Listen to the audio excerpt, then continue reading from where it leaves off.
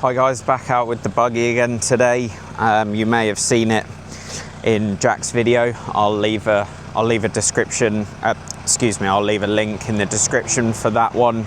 It just gives you a bit of a rundown on the buggy before, what we've got kitted onto it, and just a bit more of a run through of what we're working with here. Just to give it in brief for any of you guys that don't know, so we're running the TopCon system for the GPS and mapping. That's RTK provided by ourselves in-house here at LH. We're then using the Capstan PWM spot spraying system to drive nozzles and get the spray out. And then we've got the Carbon B spot spraying system for weed detection and making sure we tackle everything that we need spot spray wise. So you can see I'm out here with the buggy in a bit of a congested field for weeds, but there's some strips down the side here that do lend themselves quite nicely. But I'll stop rambling on and we'll go spot spraying.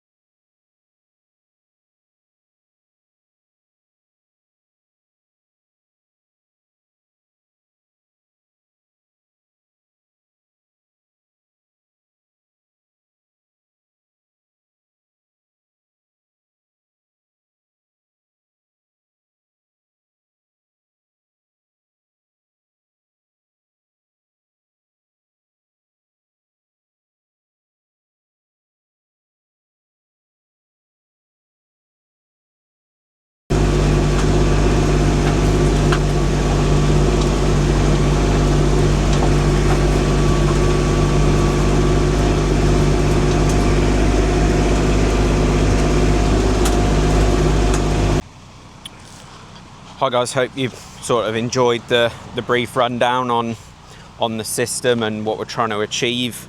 It's been good to get back out with the system and just keep up to date with it. There's updates coming through all the time, so we've got some changes to the algorithms I should say, some new ones coming through, but those will continue to get developed and we'll just see what happens there.